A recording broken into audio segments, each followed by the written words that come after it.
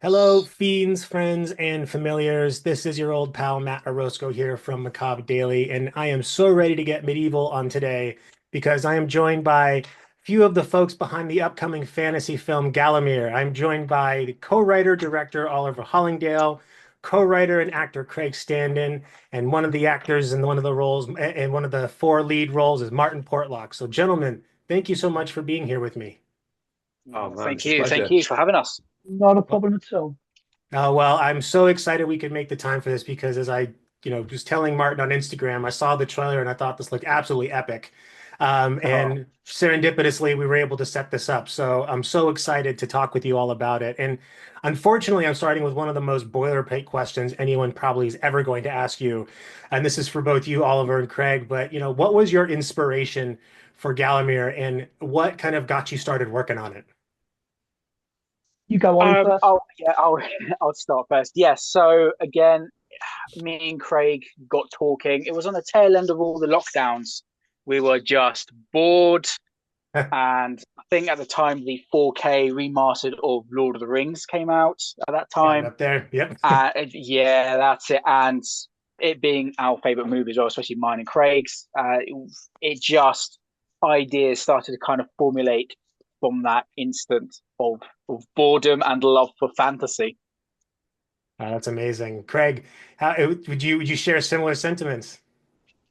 100%. Yeah, yeah. Lord of the Rings was the sole inspiration for the movie. Yeah, that's why Of both course. love fantasy movies. So we just decided, why not? Let's just sit down. Let's sort of have a think and write something and just see where it goes. Well, I was watching the trailer and I felt to myself, this feels like a live action D&D campaign. I feel like it's Amazing. got, yeah, it's got all of the beats of like we've got four different characters. They all represent different roles, which takes me over to you, Martin. You play Jornas the Mage. What can you tell us a little bit about Jornas and his character?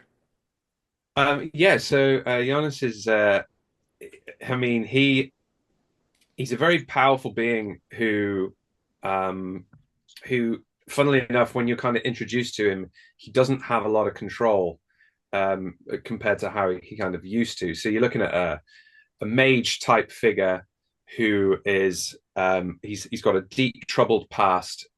He's struggled to kind of maintain the work that he's been doing for a very very long time because the only other two people that were kind of like him are no longer there. So he's kind of been on his soul quest, and he's one of those kind of beings that live for a very long time, and he's very much alone.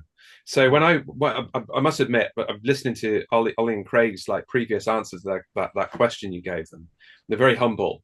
But what they've done is they took this inspiration from the Lord of the Rings and they created a very humbling, good versus evil story that ended up diving deep into character generation and focusing a lot on the paths of these very specific characters that they had. And when I first read that script, I was kind of like, wow, this is really nice. This has got this a lovely feel to it. I've seen some of Oliver's previous cinematography that he had done, and a couple of his other short movies that he had made, and they are so beautiful. So that's how I was drawn to this. And I don't want to do too many spoilers about the character Jonas because he's got such a big part to play in the movie. And if I told you too much about him, it might ruin that journey for the audience. Totally fair. But yeah, he's a bit jaded, a little bit jaded, bit disconnected from again like what Martin was pointing out. It's stuff when you live for so long, and that goes for the female elf in the movie as well. It's um everything is just human lifespan is in the blink of an eye. They just live for so long. And I just think it was quite nice just to explore a little bit of that through the movie, just how disconnection from the people, especially when Martin's character is, kind of a protector of the realm in a way. That kind of, again, the balance, the good, the light and the dark, and just how just trying to kind of re-establish a bit of that humanity that is kind of lost a little bit. So yeah, so that's what's quite fun to Yeah, bounce I ideas. really enjoyed that with with Nimue, which is obviously the elf, because they both lived for so long. They've bonded this little friendship, you know, and they've both taken on the importance of, to them, the little things in life which make life so special. And one thing that, again, that I was so impressed with Craig and Oliver's writing is that there are little life lessons throughout the whole film that people can relate to. You know, whether it be a PTSD or, you know, why we should be grateful, and, you know, what truly matters in life. All these little messages kind of come forwards in this movie, and I think that anyone watching it would relate to that. I mean, good genre film does that, right? Is like good genre film kind of incorporates life in a way that's fantastical or kind of off the norm, but gives us the same appreciation for, you know, the things we come to expect in our living reality. And, you know, hearing the inspiration of Lord of the Rings and thinking about some of the unexplored sentiments that you all are touching into, you know, the relationship, and I forget Hugo Weaving's character's name, but, you know, his elf and like Gandalf kind of are both that jade. They, you know, Gandalf the gray, right? Not so much the white, not so much the gray. The gray was, you know, living life one joint at a time, we're pretty sure. But, you know, they kind of both have this jaded view of the world, because when you live in it so long, you can't help but acknowledge the faults. I think it's something, even as we grow as people, you know, we grow up with this kind of wide-eyed, bushy-tailed view of the places we live and the things we experience. But as you get older, unless you remain ignorant, you have to force yourself to acknowledge some of the terrible that happens in the world you live in. And that does in turn change who you are. So I love that the film isn't just, you know, magic and swords and, you know, fighting, right? Because like that's, you know, while that's entertaining, it doesn't give you much to hold on to. Exactly. And, you know, Oliver, you've had quite the career in visual effects, you know, and I know Martin mentioned some of your shorts as well, which I'm keen to check out, just to kind of see, you know, what you're leading up to. But at what point did you realize, like, you know, obviously the pandemic spearheaded this, but were you thinking about Gallowmere as a feature before that? And, you know, what were the right things that came together to help make this your first feature rather than making something else your feature before?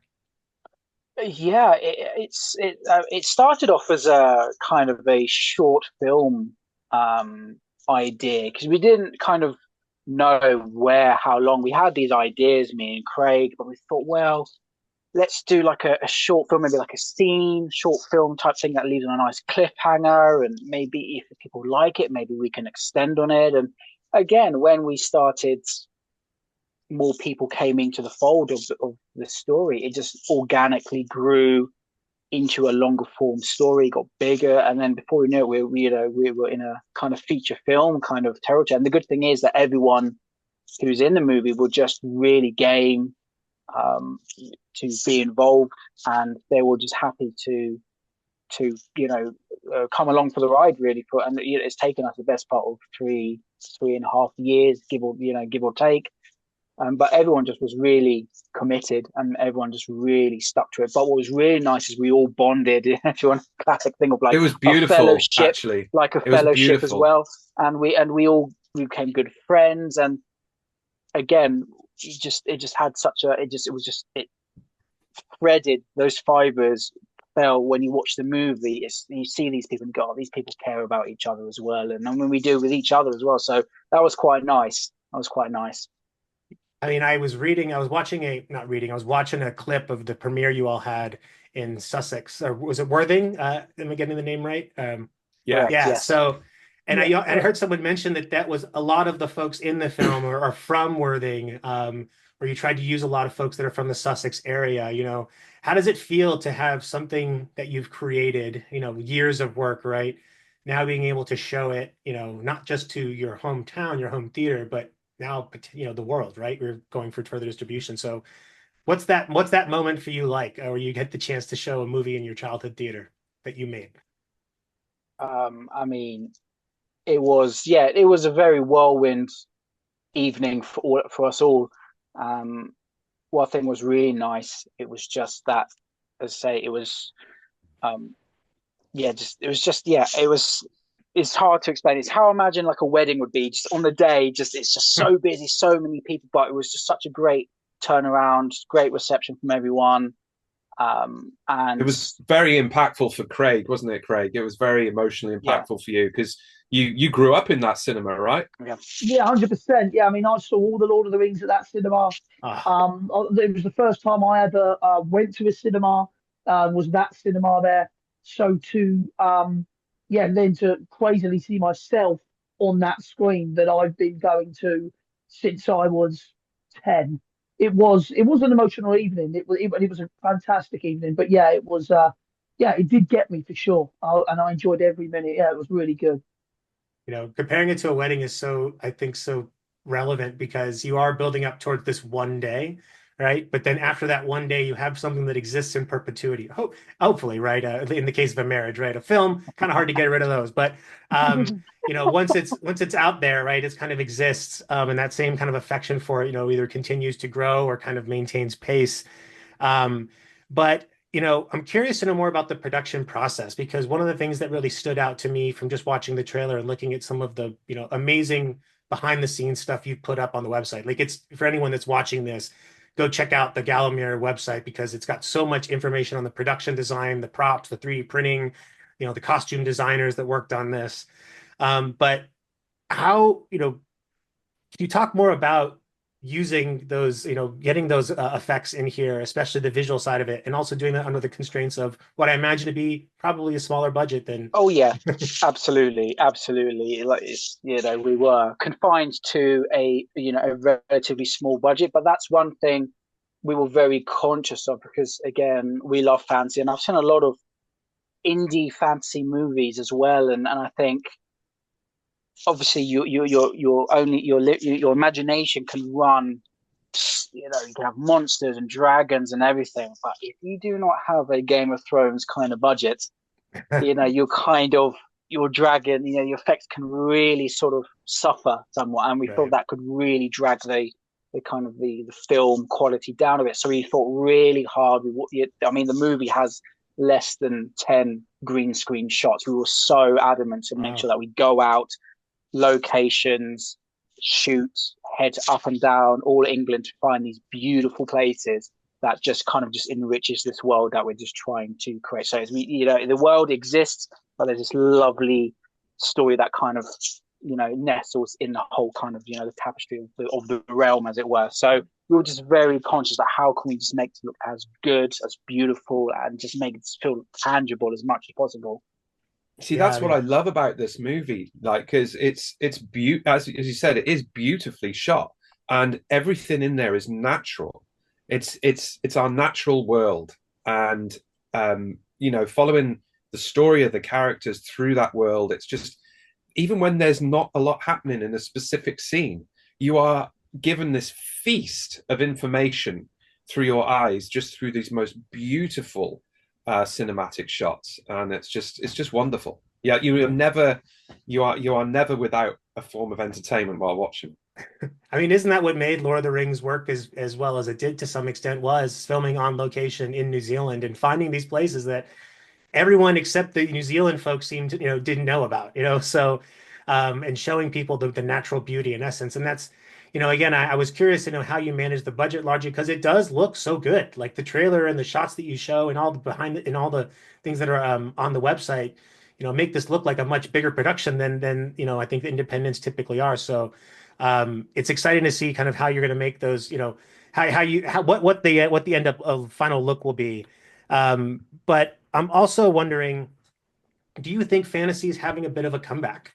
And I say this in terms of, I just reviewed a film, this could be my own recency bias, called The Night's War, which, small, independent film, maybe 4 or 5 actors in the whole thing. They built all the sets in their backyard in Canada, and so very much on the dark fantasy edge. But now that the filmmaking tools are becoming more accessible, do you think that is an opportunity here for fantasy to make a comeback? Now that it's 3D printing your props and being able to. This is yeah. Technology has been obviously. Even just 10 years ago, if we tried to make this movie 10 years ago, impossible.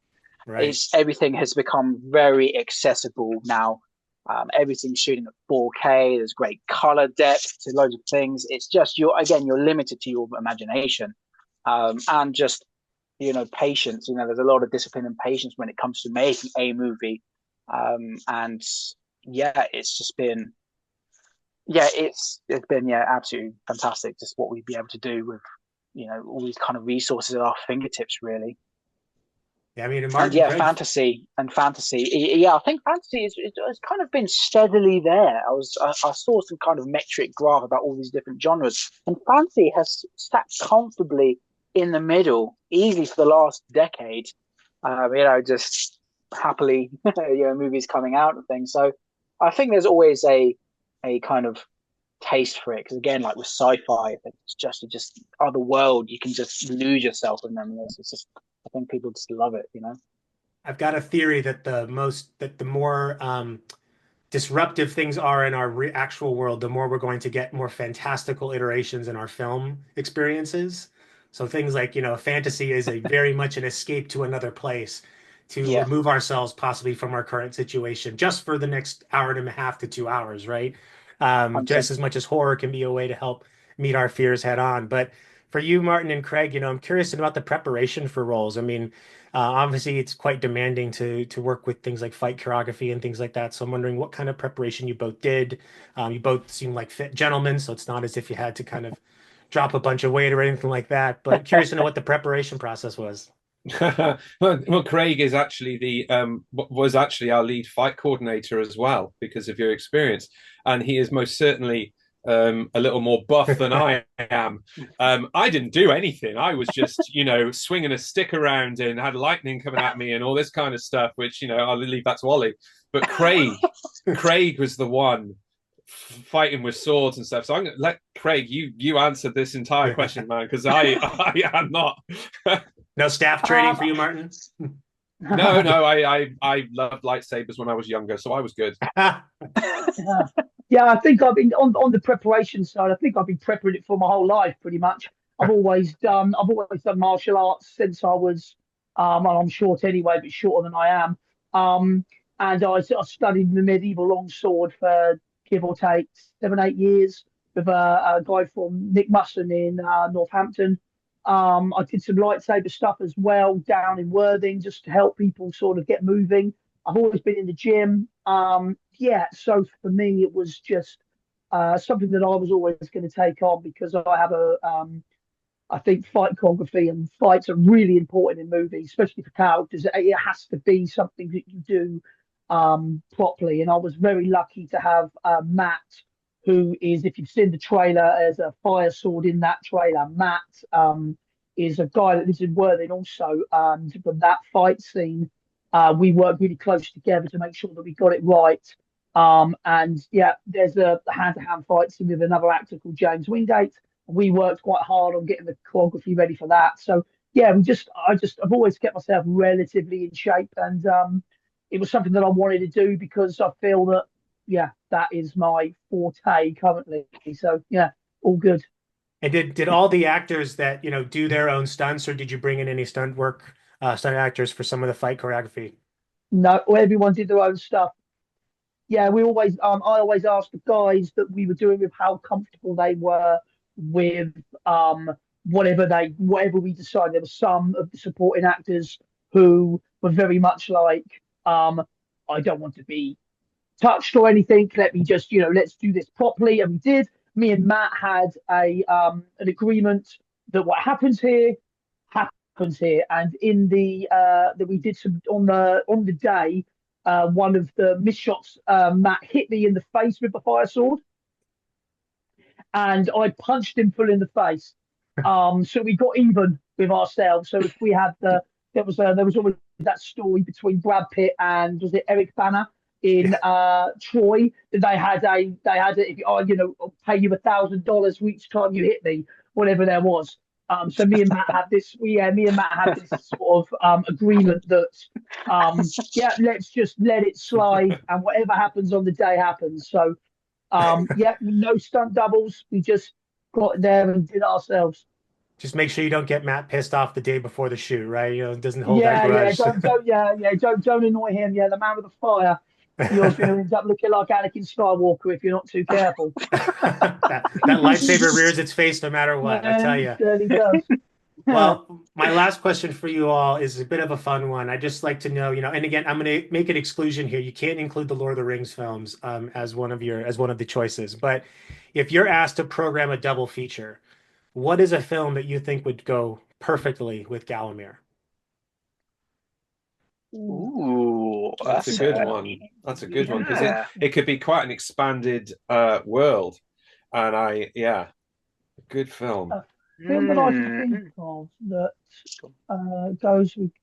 I think it's a more homage to sort of maybe sort of the later 80s fantasy movies. Yeah, like Um, a good Willow. I like Oh, Willow. yeah, I love yeah, think like Willow. it could fit in that it, kind of. it has a Willow effect to it, I suppose. We've Mm, always tried to do practical effects everywhere that we did. Um, and yeah, that has there's a lot of human stories in Gallowmere.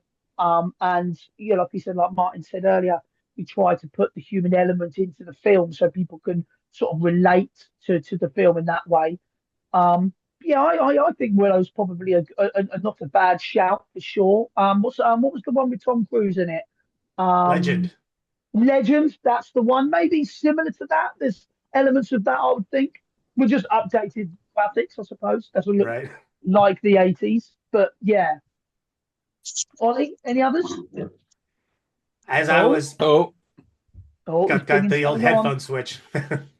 For me, I was thinking, I know you guys have done. Have you guys ever seen this movie? Yes.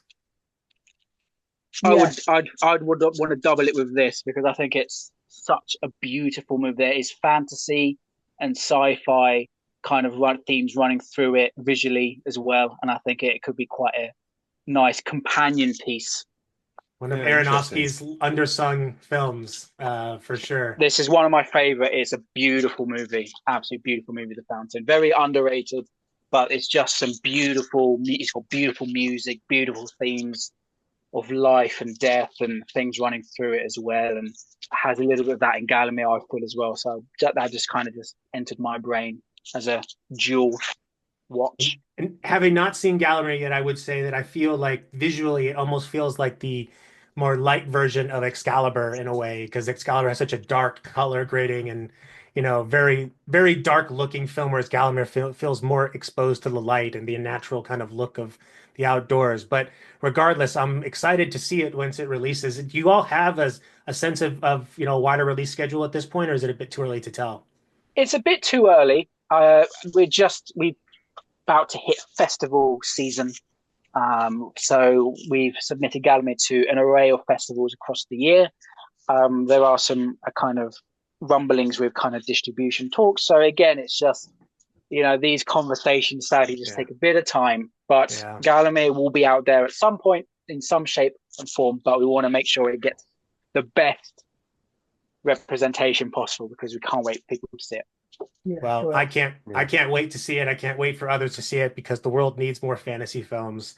So, gentlemen, I just want to say thank you so much for taking your time to speak with me today. And as we get more news about Gallowmere, I will be sure to make sure we share it so that everyone's aware of how they can catch this and see it, hopefully at a film festival near them soon. But thank you all for the time and speak to you I again, hopefully appreciate very it. soon. No, Thank you, thank you sir. Oh, very Thank you very Matt, much. much for your Thank you. time. you're a Thank you. Appreciate legend. it. Thank you, buddy. It's been.